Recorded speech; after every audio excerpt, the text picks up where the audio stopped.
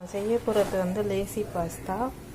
1 cup onion, corn, garlic, bell pepper, pasta இதெல்லாம் நம்ம தேவையான அளவுக்கு எடுத்துக்கலாம்.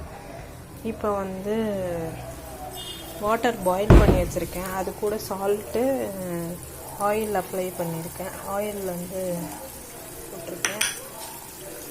இப்போது பாஸ்தாவை வந்து அதில் போட்டுட்டு அது கொஞ்ச நேரம் குக் ஆகணும். இது கூடயே சேர்த்து கார்னையும் பாயில் பண்ணிடலாம்.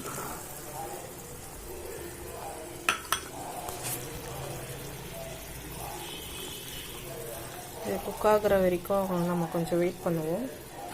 இப்போ பாயில் ஆகிடுச்சு. இன்னும் 2 மினிட்ஸ். அதுக்கப்புறம் நம்ம ஃபில்டர் பண்ணிக்கலாம்.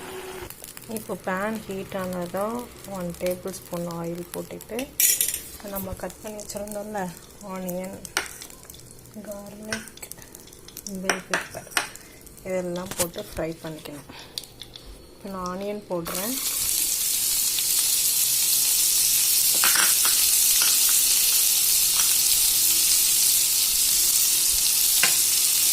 நல்லா சாட்டே பண்ணிக்கோங்க.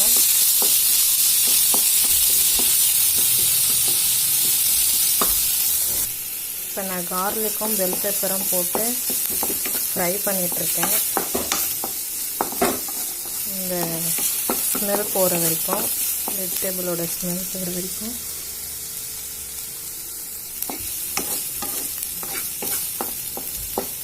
இந்த டிஷ்ஷு சாப்பிட்டு பாருங்கள், சூப்பராக இருக்கும். ஈஸியாக சமைக்க வேண்டிய டிஷ் இது.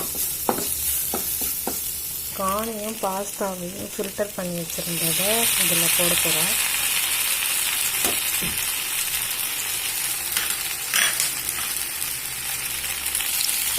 இதில் போட்டு நல்லா சாட்டே பண்ணுங்க.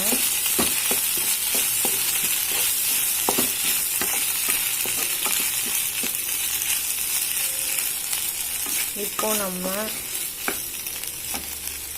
இது கூட வந்து மயோனைஸ் ஆட் பண்ண போகிறோம். இந்த பாஸ்தாக்கு தேவையான மயோனைஸை வந்து ஆட் பண்ணிக்கோங்க. இப்போ இது கூட ஷெஸ்வான் சாஸ் ஆட் பண்ணுறேன். அதுவும் தேவையான அளவு தான், ரொம்ப எடுத்துக்காதீங்க. இதை எல்லாத்தையும் மிக்ஸ் பண்ணணும். இப்போது மிக்ஸ் பண்ணி இப்போது பாஸ்தா ரெடி ஆகிடுச்சு. இப்போ நம்ம சர்வ் பண்ணி சாப்பிட்டு பார்த்து சொல்லுவோம் எப்படி இருக்குன்னு.